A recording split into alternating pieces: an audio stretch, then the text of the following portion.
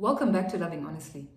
Today is part 2 of my 3-part series on the things I wish I knew before I got married.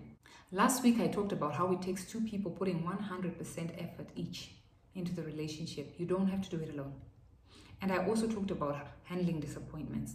But today I want to backtrack a little and talk a bit about myself, about building my own 100% authentic identity, separate from the marriage relationship.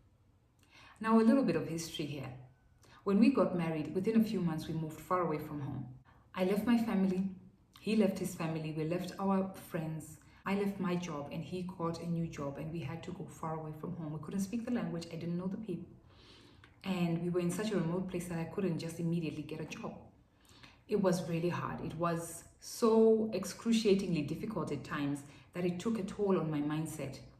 And what I then failed to do was start to develop myself, start to work out, read, join a group, start to do other things and just sightsee. I was in a new place. I had an opportunity to do that, but I didn't do that. What I did then was try to fill in my role as Mrs.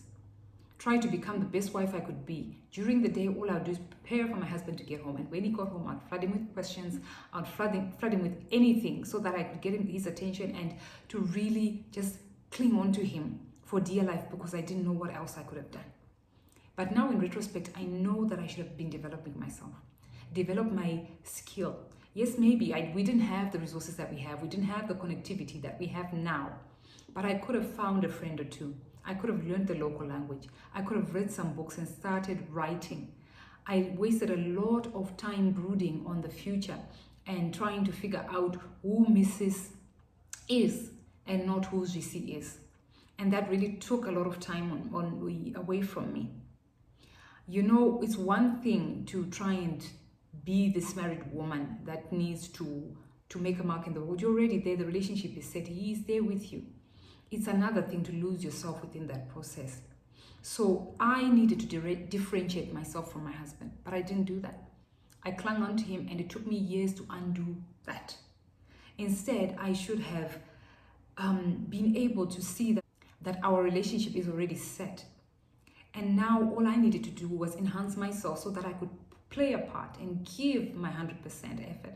But what I was doing was trying to give more than 100% and left my husband reeling to find where he stood. After he came home from work, he didn't know what to do but just to figure out my unhappiness and to answer the questions that some of them he couldn't answer and to really try and soothe this person who had somehow started getting a depressive mindset, and that's where I'd gone to. But I needed to differentiate myself and build my own identity, build a separate person. But I needed to differentiate myself and have some self-respect. Know that I can contribute to this relationship and not only ask questions, but also give my input on the things that I've been learning, the things that I'm trying to do, the ambitions that I have, the roadmap that I have. I could have been journaling and talking about and building a story, but I didn't do that. But it's important now, and I see why it's important to have that sense of self-differentiation, because it keeps you centered. It reminds you of where you came from, and now you start to add on to the same story. But you know that no matter what, because the relationship is there, I have time to build this person and he has time to build his own person, and then we come back together. That's simply what differentiation is. Not to be so blindly attached to my husband that he couldn't breathe. And I felt like my heart would burst from my chest just because I had to wait for him to come back and my life would start at that point. The next thing I then learned was avoiding codependency. Because I did not have my own set of things that determined my life and my day, I became very dependent on my husband. And then I became dependent on his emotions, on when he was high and when he was low. I am not him and he is not me. But in not separating myself from him, I became so dependent on all his moves that I felt everything he felt. And that's okay. It's good to empathize and to sympathize with your partner. But it's also good to be able to allow them to feel and experience what they were feeling. So if he had a bad day at work, if he had a phone call from home that didn't go quite so well, I wouldn't just be there to listen and console. I would be there feeling the same feelings with him and getting angry with the people he's getting angry with. And that's not a good thing. Within that personhood, within me finding myself and being so unhappy within those first few days, not because of anything else, but because of the situation we found ourselves in. My husband struggled so much to help me get out of the hole I was in. But no matter how hard he tried to pull me out, he could only do it for such a short time. And I would still get stuck in that hole and still wait for him. And I then started to blame him for bringing me here, for taking me away from what I said was my life. And yet we are now a couple and we sacrifice to be together. These are the little things that you don't realize when you're younger, that when you shift, you move as a partnership. But in the changes that happen with the moves, it becomes so much more difficult for the one who is probably the one who is following. In my case, that was me. But he couldn't heal me. He could only spend enough time with me. The weekends were packed with activities because I wanted to make sure we did as much as we could, because during the week I had nothing else to do. And that was really, really hard. And I then realized that no matter how much we packed into the weekends and the evenings we spent together, it was never enough to pull me out of my own gutter. What I needed to do was to stop moping and feeling sorry for myself and realize that things have changed. This may not be what I wanted or where I wanted to be, but I have to become myself again. And I started to do that later on, a lot later than I should have. I wasted a lot of time doing that, but it's all a learning process, and he was there for me. And I thank God for the sacrificial person that he was, because it allowed me to fall to my rock bottom and start climbing back up to become myself again. It took me a while, but I eventually got there. And that's what I can say to you. If you are struggling to find yourself, quickly do it. Let go of tethering yourself to your husband so that you can become a better partner by developing the little things that you need to do. Even if it's just taking an hour of a walk a day and structuring a routine. That's what I failed to do. I needed to create a routine around my day. And that takes me back to what I talked about in week 1, which is it takes 2 to make a relationship. At that time, he was putting in more effort because he was trying to make me feel better for the choice we had both made to move away from home. But I needed to also amp up my efforts and meet him halfway and know that as 100% person that I am, I give him my all. Even though I may not be where I want to be, that's okay. And planning it out together, that's what I needed to do. Now, the second thing I wanted to talk about today is spirituality and its importance. When we started out, we knew we went to 2 different churches, but within the same faith. We're both Christians. But I went to a totally different church and grew up in there, and he also went to a totally different church where he grew up in. So we didn't communicate out about how we were going to blend it and which church we were going to eventually go to. I didn't think it was that important to discuss such things. But had I known it would cause such a rift within our relationship, I would have insisted we discuss these things beforehand. What I would have insisted on the most was not so much agreeing on which church to go to, but to understand the way he feels about his faith, what faith means to him, and what faith meant to me at the time. Why I say that is because we got married in the church I grew up in.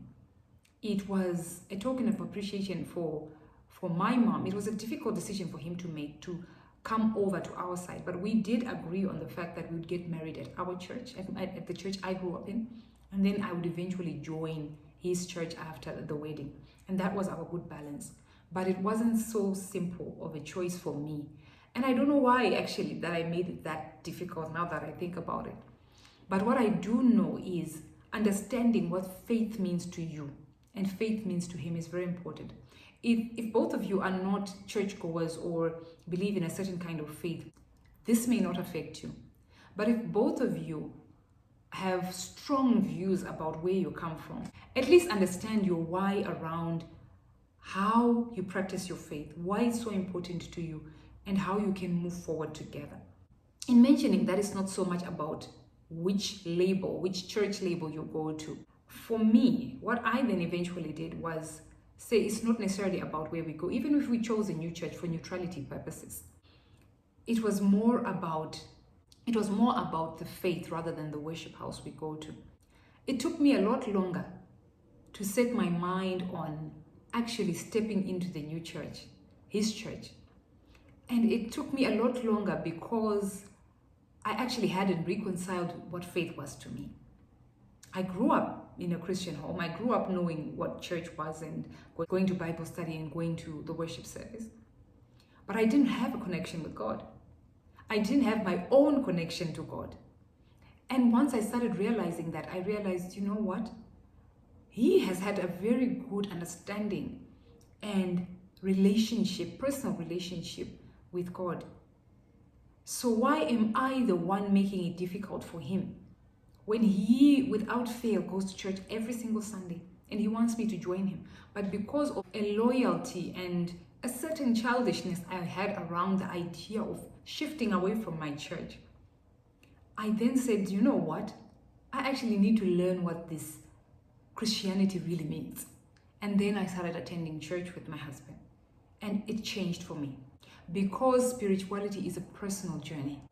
It's literally beginning to learn the 1+1, like the children's Bible stories, and to uncover what faith means to you.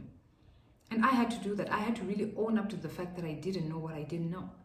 And I did want to have a personal relationship with Christ. And I made the choice to start from zero. I didn't say today I'm going to be this amazing Christian. I just said I'm going to learn. And I started attending church, and here we are, still going strong. And I have an awesome relationship with my spirituality. I am very much now a woman of faith, and I'm proud to always say it. A Christian woman who walks on the path, doing my best day by day to follow the simple Christian tenets that I know serve me well, knowing that nothing I do does not have the hand of God in it, and praying for forgiveness, asking God to always be there, and having the ear to discern what He's always trying to tell me. And when I did that, our relationship catapulted to an extent that I cannot even explain. Because my husband was already a man of faith, he was just waiting for me to catch up, and I did. I eventually caught up. And I think it's very important to have your understanding of what that means to you, because I see a lot of couples cannot even attend the same church, do not have the same faith. And like I said, I don't think that's necessarily the issue, but talk about the why behind it. And then you will uncover for yourselves the reasons behind your loyalty to your church, your strong feeling of not wanting to let go, or at least of holding on so tight, and understanding why he feels the way he does. Once you do that, you can start to uncover certain things and talk about it in a beneficial way. It's a difficult discussion to have, and I know it's one of the most difficult things for couples to get through, especially when they are at a deadlock around it. But like me, if you're like me, learn to let go of what doesn't work, what doesn't serve you, just for the sake of being right. I wanted to have a relationship, and I didn't want to be right. I wanted it to be beneficial to both of us wherever we went to church. That's what I wanted to share with you today. Yourself as a person, and your spirituality, and what that brings to your relationship. I hope you enjoyed this. Please comment below, and if you'd like to become part of the Loving Honestly family, please click the subscribe button. You'll get notifications every Wednesday when I post. Thank you so much. Next week, I'm going to be talking about a big one, the in-laws, building a relationship with your in-laws, why it's so difficult at times, but how to make it easier for yourself. Take care and have an awesome week.